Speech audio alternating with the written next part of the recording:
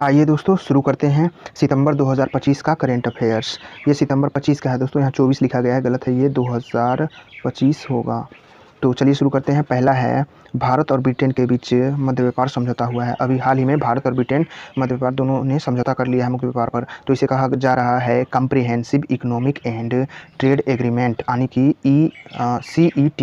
CETA कहा जा रहा है। तो पूछा जाएगा, ऐसे क्वेश्चन पूछा जाएगा, हाल ही में भारत ने किस देश के साथ CETA किया है? तो यह ब्रिटेन के साथ किया है। इसके तहत अब भारत के 99% सामान जो है निर्यात शुल्क मुक्त हो जाएंगे ब्रिटेन के बाजार में। यह हस्ताक्षर हुआ 24 जुलाई 2025 को। Comprehensive economic trade and agreement हुआ है।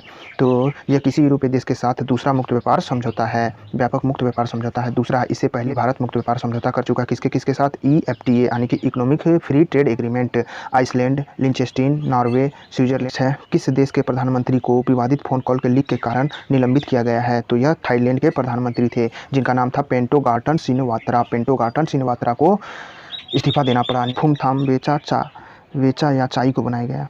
कैसा कैसा नाम है। विवाद किसके बीच था? तो यह थाईलैंड और कंबोडिया के बीच विवाद था। यहाँ दोनों देशों में युद्ध भी हो गया था, थाईलैंड और कंबोडिया के बीच हुआ था। तो नेक्स्ट है, USA ने यूनेस्को की सदस्यता छोड़ दिया है। यह कब से प्रभावी होगा? तो यह 31 दिसंबर 2026 से प्रभावी होगा। अमेरिका ने हाल ही में यूनेस्को से सदस्यता छोड़ दिया है। यह कब प्रभावी होगा? तो 31 दिसंबर 2026 से प्रभावी होगा। नेक्स्ट है, हेनले पासपोर्ट रिपोर्ट 2025 आया है। हाल ही में हेनले पासपोर्ट रिपोर्ट 2025 में प्रथम स्थान किसे मिला? तो सिंगापुर के। दूसरा स्थान मिला जापान और दक्षिण कोरिया को। एक साथ जापान और दक्षिण कोरिया को संयुक्त रूप से हेनले पासपोर्ट इंडेक्स में दूसरा स्थान मिला है। भारत को इस बार 77वां स्थान मिला। पिछला भारत को 85वां स्थान था हेनले पासपोर्ट रिपोर्ट में। अंतिम स्थान अफगानिस्तान का है। नेक्स्ट है, राष्ट्रपति द्वारा राज्यसभा के 4 सदस्यों का चयन किया गया है। हाल ही में राष्ट्रपति जी ने राज्यसभा के लिए 4 सदस्यों का चयन किया है। तो कौन कौन है? मीनाक्षी जैन को, उज्ज्वल निकम को, और सदानंद मास्टर को, और हर्षवर्धन श्रृंगला को। तो ये 4 सदस्य अब राज्यसभा में हो गए हैं। तो राज्यसभा में सदस्यों का मनोनयन राष्ट्रपति जी करते हैं। किस देश से लिया गया? आयरलैंड से लिया गया है। इसे अनुच्छेद 80 के 1 के ए के तहत नियुक्त किया जाता है। 12 सदस्यों की नियुक्ति करते हैं, राष्ट्रपति चयन करते हैं। नेक्स्ट है, नई राष्ट्र खेल नीति। नई राष्ट्र खेल नीति 2025 को मंजूरी दे दिया गया है। तो यह पूर्व खेल नीति 2001 का स्थान लेगा। इसे 1 जुलाई 2025 को मंजूरी दिया गया है। नई राष्ट्र खेल नीति 2025, इसका उद्देश्य है 5 स्तंभ पर यह कार्य करेगा। वैश्विक मंच पर उत्कृष्टता खेलों में, आर्थिक विकास के लिए खेल, सामाजिक विकास के लिए खेल, जन आंदोलन के रूप में खेल, शिक्षा के साथ एकीकरण खेलों का करना है। तो नई राष्ट्र खेल नीति आया 2025। ये किसका स्थान लिया? तो 2001 का खेल नीति का स्थान लिया है। 1 जुलाई 2025 को मंजूरी दिया गया। इसके 5 स्तंभ हैं: वैश्विक मंच पर उत्कृष्टता खेलों में, आर्थिक विकास के लिए खेल, सामाजिक विकास के लिए खेल, और जन आंदोलन के रूप में खेल, शिक्षा के साथ एकीकरण खेल। नेक्स्ट है, ADB ने 2025-26 में भारत की वृद्धि दर कितना बताया? तो यह 6.5% बताया है। ADB ने कहा कि 2025-26 में भारत का वृद्धि दर 6.5% रह सकता है। यहाँ देखिए, SIR है बिहार में जो हो रहा है, निर्वाचन आयोग SIR कर रहा है। यह 1 जुलाई 2025 से शुरू हुआ है। तो बिहार में SIR कब से शुरू हुआ? 1 जुलाई 2025 से। इसका फुल फॉर्म क्या होता है? स्पेशल इंटेंसिव रिवीजन हो रहा है। तो गहन पुनरीक्षण हो रहा है, चुनाव का गहन पुनरीक्षण कर रहा है निर्वाचन आयोग। नेक्स्ट है, उपराष्ट्रपति जगदीप धनखड़ जी ने इस्तीफा दिया। किस अनुच्छेद के तहत दिया जाता है? तो यह 67 के ए के तहत इस्तीफा दिया है। 21 जुलाई 2025 को दे दिए हैं। तो हाल ही में उपराष्ट्रपति जगदीप धनखड़ ने कब दिया इस्तीफा? तो 21 जुलाई 2025 को दिया है। यह किस अनुच्छेद के तहत दिया? तो 67 ए के तहत दिया है 21 जुलाई 2025 को। अब तक ऐसे 3 उपराष्ट्रपपति हो गए जो त्यागपत्र दे चुके हैं। पहला BB गिरी थे, दूसरा R वेंकटरमन थे, और तीसरा धनखड़ 2025 में दिए हैं। तो जुलाई 1969 में BB गिरी और जुलाई 1987 में R वेंकटरमन, ये दोनों ने भी त्यागपत्र दिया था। इन लोगों ने राष्ट्रपति चुनाव लड़ने के लिए त्यागपत्र दिया था। जबकि उपराष्ट्रपति जगदीप धनखड़, इन्होंने कुछ स्वास्थ्य कारण के कारण ही इस्तीफा दे दिया है। इनका कार्यकाल 10 अगस्त 2027 को समाप्त होता है। 2022 से 2027 तक था। इन्होंने पहले ही इस्तीफा दे दिया। अब नए उपराष्ट्रपति का चुनाव की अधिसूचना कब जारी हुआ? तो 7 अगस्त 2025 को, और ये चुनाव होगा 9 सितंबर 2025 को होगा। 7 अगस्त 2025 को जारी कर दिया चुनाव आयोग ने उपराष्ट्रपति के चुनाव की घोषणा, और 9 सितंबर 2025 को चुनाव होगा। नेक्स्ट है, INS निस्तार। INS निस्तार क्या है? तो यह स्वदेशी गोताखोरी सहायक पोत है। स्वदेशी गोताखोरी सहायक पोत है INS निस्तार। इसे हिंदुस्तान शिपयार्ड लिमिटेड ने बनाया है। 18 जुलाई 2025 को इसे कहाँ जलावतरण किया गया? तो विशाखापत्तनम में जलावतरण किया गया। INS निस्तार क्या है? तो यह स्वदेशी गोताखोरी पोत है। इसे हिंदुस्तान शिपयार्ड लिमिटेड ने बनाया है। नेक्स्ट है, INS तमाल। तो INS तमाल क्या है? यह बहुउद्देश्य स्टील्थ फ्रिगेट युद्ध पोत है। बहुउद्देश्य स्टील्थ फ्रिगेट पोत है। यह तुसिल श्रेणी का है। तुसिल श्रेणी का दूसरा युद्धपोत है। इसे रूस द्वारा बनाया गया है। कैलिनिनग्राड में भारत को सौंपा गया। यह विदेशी स्रोतों से शामिल किया जाने वाला अंतिम युद्धपोत है। स्टील फ्रिगेट का तो स्टील फ्रिगेट का अंतिम युद्धपोत INS तमाल को शामिल किया गया भारत में। यह विदेशी सूत्रों से शामिल किया जाने वाला अंतिम युद्धपोत था स्टील फ्रिगेट। इसे तुवाल श्रेणी के तहत बनाया जा रहा है। तुवाल श्रेणी के तहत बनाया जा रहा है। रूस में बनाया गया। यह दूसरा युद्धपोत था तुवाल श्रेणी का। नेक्स्ट है मराठा सैन्य परिदृश्य। हाल ही में यूनेस्को ने भारत के 44वां विश्व धरोहर सूची में भारतीय परिदृश्य को शामिल किया। किसे? तो मराठा परिदृश्य को शामिल कर लिया। भारत के 44 विश्व धरोहर सूची यूनेस्को में हो गए। यह 36 इसमें 36 सांस्कृतिक हैं, 7 प्राकृतिक और 1 मिश्रित है। 17वीं से 9वीं सदी में बनाया गया था। यह 12 किले थे। 11 महाराष्ट्र में है और 1 जिंजी किला तमिलनाडु में था। तो मराठा सैन्य परिदृश्य को शामिल कर लिया गया यूनेस्को के विश्व धरोहर सूची में। ये 44वां हो गया। भारत में कुल 36 सांस्कृतिक हो गए, 7 प्राकृतिक और 1 मिश्रित हो गए। 12 किलो में 1 तमिलनाडु में है जिंजी किला और 11 है महाराष्ट्र में। यह यूनेस्को के 47वें सत्र में जब पेरिस में बैठक हुआ तो उसी दौरान घोषित किया गया। मराठा सैन्य परिदृश्य को विश्व धरोहर की सूची कब घोषित किया गया? यूनेस्को के 47वें सत्र में। यह कहाँ हुआ था? तो पेरिस में हुआ था। नेक्स्ट है उदयगिरी। उदयगिरी क्या है? तो यह प्रोजेक्ट 17A के तहत दूसरा स्टील्थ फ्रिगेट विमान है, पोत है। तो प्रोजेक्ट 17A के तहत बना दूसरा स्टील्थ फ्रिगेट पोत क्या है? उदयगिरी। इसे बना रहा है कौन? तो मझगांव डाक शिपयार्ड लिमिटेड ने बनाया। भारत का है। अभी जो आगे वाला पढ़े तो वो रूस का था और ये मझगांव डाक शिपयार्ड लिमिटेड बनाया है। प्रोजेक्ट 17 के तहत दूसरा स्टील फ्रिगेट, इसका नाम है उदयगिरी। और पहला क्या था? INS नीलगिरी था। INS नीलगिरी पहला था और दूसरा स्टील फ्रिगेट है प्रोजेक्ट 17 के तहत उदयगिरी। और अभी तुवाल था क्रिवाक श्रेणी का, तो वो रूस से बना था। नेक्स्ट है नमस्ते योजना का विशेष कार्यक्रम का आयोजन कहाँ किया गया? नमस्ते योजना का विशेष कार्यक्रम ये उत्तर प्रदेश में आयोजित किया गया, लखनऊ में। नमस्ते योजना का विशेष कार्यक्रम उत्तर प्रदेश के लखनऊ में आयोजित किया गया। 16 नमस्ते का फुल फॉर्म क्या था? देख लीजिए, national action for mechanised extension ecosystem था। तो ये नमस्ते का आयोजन कहाँ किया गया? उत्तर प्रदेश के लखनऊ में किया गया। ये किस मंत्रालय से संबंधित है? तो सामाजिक न्याय एवं अधिकारिता मंत्रालय, साथ ही आवास और शहरी मामले का मंत्रालय से संबंधित है। इसे 2023-24 में शुरू किया गया था। नमस्ते कार्यक्रम कब शुरू किया गया था? 2023-24 में। यही अभी 2025 में कहाँ आयोजन हुआ इसका? तो लखनऊ में हुआ है। इसके साथ कौन कौन से मंत्रालय? तो सामाजिक न्याय अधिकारिता मंत्रालय, आवास और शहरी मामलों के मंत्रालय संबंधित हैं। नेक्स्ट है CM प्रतिज्ञा योजना 2025। ये कौन जारी किया? तो यह बिहार का योजना है। CM प्रतिज्ञा योजना बिहार का है। मंजूरी 1 जुलाई 2025 को दिया गया। यह 7 निश्चय 2 के तहत युवाओं को कौशल, रोजगार, क्षमता, कैरियर संवर्धन हेतु उन्हें कुछ वित्तीय सहायता दिया जाएगा। CM प्रतिज्ञा योजना के तहत बिहार 1 जुलाई 2025 को शुरू किया है। इसमें प्रति माह इंटर्नशिप मिलेगा। 12वीं पास करने पर 4000 रुपया मिलेगा। ITI या डिप्लोमा करने के बाद 5000 रुपया मिलेगा और BA या PG करने के बाद 6000 रुपया मिलेगा। इसमें उम्र सीमा है 18 से 28 वर्ष। राज्य सफाई कर्मचारी आयोग का गठन। राज्य सफाई कर्मचारी आयोग गठन करने वाला बिहार पहला राज्य बन गया है। इसमें कितने सदस्य होंगे? 7 सदस्य होंगे। यह 27 जुलाई 2025 को CM नीतीश कुमार द्वारा उद्घाटन किया गया, तो घोषणा किया गया 27 जुलाई को 2025 को। इसमें 1 अध्यक्ष, 1 उपाध्यक्ष के साथ 5 सदस्य होंगे। राज्य सफाई कर्मचारियों के हितों की सुरक्षा के लिए इसे लाया गया है। नेक्स्ट है मोदी जी का 5वां विदेशी यात्रा हुआ है। मोदी जी का 5वां विदेशी यात्रा हुआ कब? 8 से 9 जुलाई, यानी कि 2 से 9 जुलाई 2025 को हुआ है। यह कहाँ कहाँ हुआ? तो देख लीजिए 5 विदेशी दौरा। पहला वो घाना के गए। घाना का हेडक्वार्टर कहाँ? अकरा है। नेहरू और अटल बिहारी वाजपेयी के बाद जाने वाले तीसरे प्रधानमंत्री हो गए हैं। घाना की राजधानी अकरा है, ये पूछा जा सकता है। घाना के विदेश संसद को संबोधित करने वाले भारत के पहले प्रधानमंत्री बन गए हैं। घाना के विशेष संसद को संबोधित करने वाले मोदी जी पहले प्रधानमंत्री बन गए हैं। घाना का सर्वोच्च सम्मान है the office of the order of the star of Ghana, Modi ji को दिया गया। घाना की राजधानी अकरा है। मोदी जी नेहरू और PM वाजपेयी के बाद 3rd प्रधानमंत्री बन गए वहाँ जाने वाले घाना। नेक्स्ट है त्रिनाद व टोबैगो। त्रिनाद व टोबैगो गए थे मोदी। त्रिनाद व टोबैगो की राजधानी पोर्ट ऑफ स्पेन है। यहाँ के प्रधानमंत्री कमला प्रसाद विशेषर हैं, जो बिहार के पूर्वज हैं। बिहार से ही इनका DNA संबंधित है। तो कमला प्रसाद विशेषर कहाँ के प्रधानमंत्री हैं? त्रिनाद व टोबैगो को, जहाँ प्रधानमंत्री गए थे। त्रिनाद और टोबैगो के संसद को बोला जाता है रेड हाउस बोला जाता है। यहाँ का सर्वोच्च सम्मान the order of the republic of Trinidad and Tobago Modi ji को दिया गया। यह पुरस्कार पाने वाले मोदी जी प्रथम विदेशी नेता बन गए हैं। त्रिनाद व टोबैगो के सर्वोच्च सम्मान the order of Republican of त्रिनाद व टोबैगो पाने वाले मोदी जी प्रथम विदेशी नेता बन गए हैं। तो त्रिनाद व टोबैगो के संसद को क्या बोला जाता है? Red house. और त्रिनाद व टोबैगो का राजधानी कहाँ है? तो पोर्ट ऑफ स्पेन है। वहाँ के प्रधानमंत्री कौन है? कमला प्रसाद विशेषर, जो बिहार से संबंधित हैं। नेक्स्ट है अर्जेंटीना। अर्जेंटीना का राजधानी कहाँ? ब्यूनस आयर्स है। यहाँ के राष्ट्रपति कौन है? तो जेवियर मिलेई हैं। अर्जेंटीना के राष्ट्रपति कौन है? जेवियर मिलेई हैं। वहाँ की राजधानी ब्यूनस आयर्स है। नेक्स्ट है ब्राज़ील। ब्राज़ील गए मोदी जी, तो ब्राज़ील में वहाँ ब्रिक्स सम्मेलन हो रहा था। ब्राज़ील की राजधानी कहाँ है? तो ब्राज़ीलिया है। 17वां ब्रिक्स सम्मेलन हुआ है 6 से 7 जुलाई 2025 को ब्राज़ील में। 18वां ब्रिक्स सम्मेलन 2026 में भारत में होगा।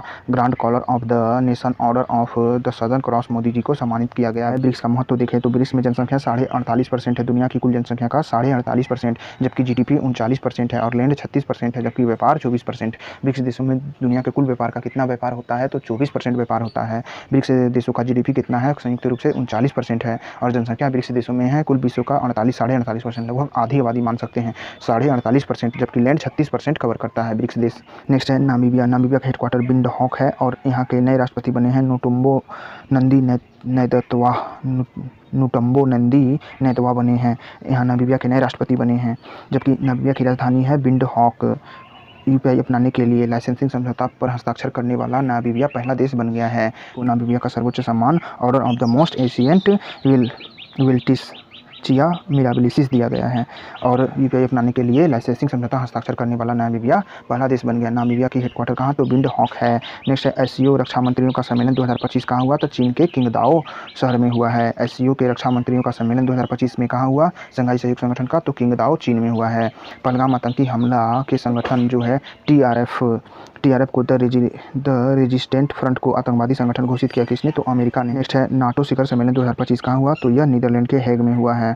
वही नीदरलैंड का हेग जहाँ आईसीजेआई का मुख्यालय है। नाटो का 35वां सम्मेलन था, यह नीदरलैंड के हेग में हुआ है। सदस्य देशों ने जीडीपी का 5% रक्षा पर खर्च करने की प्रतिबद्धता जताई है। नाटो का अभी 35वां शिखर सम्मेलन कहाँ हुआ, तो नीदरलैंड के हेग में। और 36वां शिखर सम्मेलन कहाँ होगा, तो यह तुर्की में होगा 2026 में। नाटो का 36वां शिखर सम्मेलन तुर्की 2026 में होगा। नाटो में कितने सदस्य हैं, 32 सदस्य हैं। स्वीडन 32वां बना है और 31वां फिनलैंड बना है। नाटो की स्थापना 1949 में हुआ था और इसका राजधानी ब्रुसेल्स में है। नेक्स्ट है आरबीआई ने मार्च 2025 के अंत तक भारत पर विदेशी ऋण की घोषणा बताया है कितना है, तो यह 736.3 अरब डॉलर है। इसमें 10% वृद्धि हुआ है, पिछले वर्ष की तुलना में 67 अरब डॉलर का वृद्धि हुआ है। तो भारत का विदेशी ऋण कितना है भारत पर, या मार्च 2025 तक भारत पर विदेशी ऋण 736 अरब डॉलर था, जिसमें 10% का वृद्धि हुआ है। भारत पर कुल विदेशी ऋण जीडीपी का कितना है, तो मात्र 19% है। भारत पर कुल विदेशी ऋण जीडीपी का कितना है, 19%। कितने बताया, तो आरबीआई ने बताया है। मुद्रास्फीति के बारे में देखें तो सीपीआई आधारित मुद्रास्फीति 6.5% से कम है भारत का और 6.5% से कम होकर 2.10% रह गया है। यह जून 2025 में बताया, आरबीआई ने बताया। भारत का मुद्रास्फीति दर सीपीआई आधारित यानी कि कंज्यूमर प्राइस इंडेक्स पर 6.5% से घटकर यह 2.10% हो गया है और ग्रामीण क्षेत्रों में यह मुद्रास्फीति 1.72% है, जबकि शहरी क्षेत्रों में यह 2.56% है। यानी कि सीपीआई पर मुद्रास्फीति भारत के शहरी क्षेत्रों में ज़्यादा है, लगभग 2.5%, 2.56%, और ग्रामीण क्षेत्रों में मात्र 1.72% है। नेक्स्ट है नव्या कार्यक्रम। नव्या कार्यक्रम क्या है, तो यह कार्यक्रम का फुल फॉर्म क्या है, nursing aspirational through vocational training for young adolescent girls इसका फुल फॉर्म होता है। यह जून 2025 में सोनभद्र यूपी से शुरू किया गया है। यह कौशल विकास और महिला बाल विकास मंत्रालय के सहयोग से शुरू किया गया है। इसका उद्देश्य है 16 से 18 वर्ष के किशोरियों को व्यावसायिक प्रशिक्षण देना। पायलट प्रोजेक्ट के रूप में इसे 27 जिलों में उत्तर प्रदेश में शुरू किया गया है। तो नव्या कार्यक्रम क्या है, यह कौशल विकास और महिला बाल विकास मंत्रालय द्वारा शुरू किया गया। यह 16 से 18 वर्ष के किशोर महिलाओं को व्यावसायिक प्रशिक्षण देता है। यह उत्तर प्रदेश के 27 जिलों में शुरू किया गया था। पीएम विकसित भारत रोजगार योजना। हाल ही में प्रधानमंत्री मोदी जी ने पीएम विकसित भारत रोजगार योजना की घोषणा किया है। यह 1 अगस्त 2025 से लागू होगा। इसका पूर्व नाम था रोजगार से प्रोत्साहन समृद्धि योजना था। रोजगार से समृद्धि प्रोत्साहन योजना पूर्व नाम था। इसका लक्ष्य 2 वर्षों में 3.5 करोड़ रोजगार सृजन करना है। इस पर लगभग 1 लाख करोड़ का खर्च होगा। 99,446 करोड़ रुपया का खर्च होगा। तो पीएम विकसित भारत रोजगार योजना पर खर्च होगा 99,446 करोड़ रुपया। इसमें 2.5 वर्षों में 3.5 करोड़ रोजगार उत्पन्न करना है। अगस्त 2025 से लागू होगा। नेक्स्ट है पीएम धन धान्य कृषि योजना को मंजूरी दे दिया गया 16 जुलाई 2025 को। यह बजट में घोषणा किया गया था।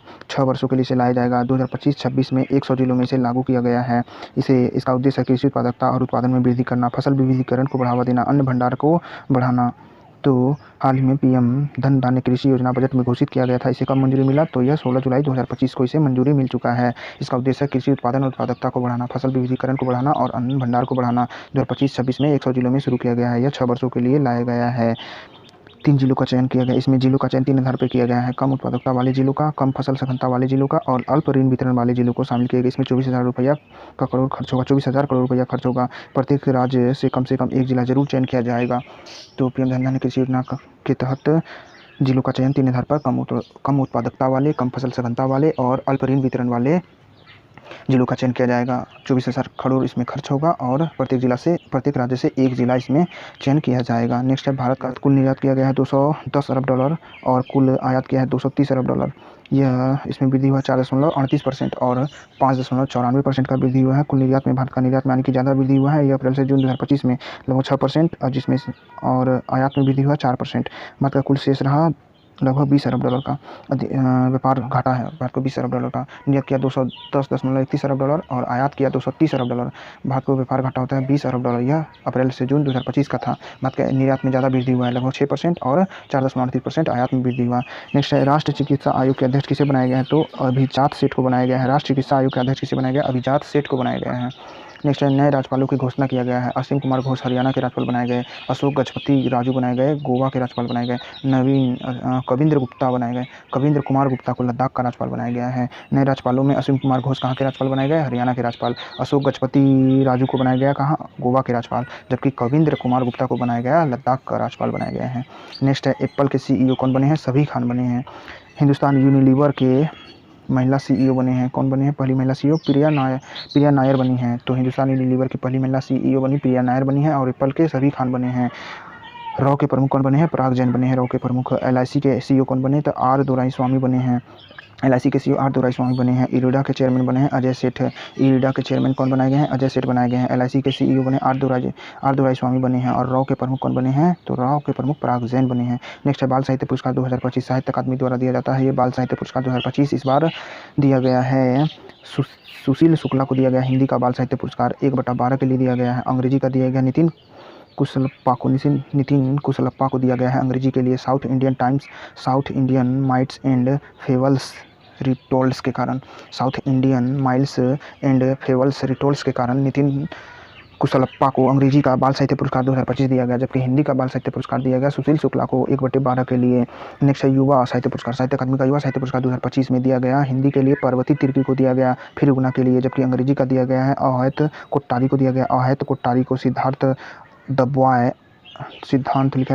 Boy who became the Buddha लिखा गया। The boy who became the Buddha के लिए अंग्रेजी का युवा साहित्य पुरस्कार अकादमी किसे दिया गया 2025 का? तो अहैत कोट्टारी को दिया गया। जबकि हिंदी का पार्वती तिर्की को फिर के लिए दिया गया। नेक्स्ट है UN जनसंख्या पुरस्कार 2025। हाल ही में व्यक्तिगत श्रेणी में वर्षा देशपांडे को लैंगिक समानता के लिए UN जनसंख्या पुरस्कार 2025 दिया गया। ये वर्षा देशपांडे महाराष्ट्र की हैं। इसे लैंगिक समानता में व्यक्तिगत श्रेणी में UN जनसंख्या पुरस्कार 2025 दिया गया है। और संस्थागत श्रेणी में IUSSP को दिया गया। फ्रांस का ये संगठन है। International union for the scientific institute of population को दिया गया। संस्थागत श्रेणी में IUSSP को फ्रांस को दिया गया। नेक्स्ट है 9वां संस्करण स्वच्छ भारत सर्वेक्षण पुरस्कार 2024-25। स्वच्छ भारत सर्वेक्षण पुरस्कार का 9वां संस्करण दिया गया है। किसे किसे दिया गया है? यह तो इंदौर को फर्स्ट स्थान, सूरत दूसरा, नवी मुंबई तीसरा स्थान पर आया है। स्वच्छ भारत सर्वेक्षण पुरस्कार में प्रथम स्थान पर आया है इंदौर, दूसरा सूरत और तीसरा नवी मुंबई। यह 10 लाख से प्लस आबादी वाले में है। जबकि इसका थीम था स्वच्छ भारत सर्वेक्षण 2024-25 का थीम था 3R था। इसका रिड्यूस रियूज और रिसाइकिल 3R थीम था। स्वच्छ सुपर लीग शहर इंदौर, सूरत, नवी मुंबई, नोएडा, चंडीगढ़, मैसूर था। स्वच्छ सुपर लीग में नोएडा, चंडीगढ़, 3 से 10 लाख आबादी वाले में थे और 10 लाख से अधिक आबादी वाले में इंदौर, सूरत और नवी मुंबई था। स्वच्छ सर्वेक्षण श्रेणी में स्वच्छ शहर श्रेणी में अहमदाबाद, भोपाल और लखनऊ को दिया गया 10 लाख प्लस आबादी वाले में। जबकि 3 से 10 लाख वाले में मीरा भाईंदर महाराष्ट्र का, बिलासपुर छत्तीसगढ़ का और जमशेदपुर को दिया गया झारखंड का। तो स्वच्छ शहर श्रेणी में प्रथम स्थान पर अहमदाबाद, दूसरा भोपाल, तीसरा लखनऊ 10 लाख प्लस वाले में। जबकि मीरा भाईंदर महाराष्ट्र का और बिलासपुर दूसरा और जमशेदपुर तीसरा 3 लाख से 10 लाख आबादी वाले में स्वच्छ शहर श्रेणी में दिया गया है। और सबसे स्वच्छ गंगा शहर प्रयागराज को दिया गया है। सबसे स्वच्छ सावनी बोर्ड सिकंदराबाद छावनी बोर्ड को दिया गया है। सबसे स्वच्छ गंगा शहर प्रयागराज, सबसे स्वच्छ सावनी बोर्ड सिकंदराबाद को दिया गया। नेक्स्ट है निधन। फौजी सिंह का निधन हो गया। जलंधर के थे ये। विश्व के सबसे बूढ़े मैराथन धावक थे फौजी सिंह, जलंधर के थे, इनका निधन हो गया। नेक्स्ट है मोहम्मद बुहारी, ये नाइजीरिया के पूर्व राष्ट्रपति थे, इनका निधन हो गया। नेक्स्ट है अंतर्राष्ट्रीय खाता दिवस मनाया गया 5 जुलाई को मनाया गया। विश्व युवा कौशल दिवस मनाया गया। विश्व युवा कौशल दिवस 15 जुलाई को मनाया गया। कारगिल दिवस 26 जुलाई को मनाया गया है। नेक्स्ट है the one cricket my life more आत्मकथा किसका है? तो ये शिखर धवन का है। The one cricket my life more आत्मकथा किसका है? शिखर धवन का है। मिडिल क्लास इंटरप्रेन्योर किसका है? दिग्विजय डी थोराट का है। The warrior Rafael Nadal, his kingdom of clay Christopher Clarey का है। एक्सप्लोरिंग द पॉवर्टी क्वेश्चन किसका है, उषा पटनायक का है। इट्स ओके किसका है, जया किशोरी का है। तो ये सब पुस्तकों में देख लेते हैं। जैसे शिखर धवन का आत्मकथा का पुस्तक का नाम क्या है, the one cricket my life है शिखर धवन का। जबकि मिडिल क्लास इंटरप्रेन्योर किसका है, तो दिग्विजय डी थोराट का है। Middle class entrepreneur Digvijay D Thorat का। The warriors Rafael Nadal, his kingdom of clay Christopher Clarey का है।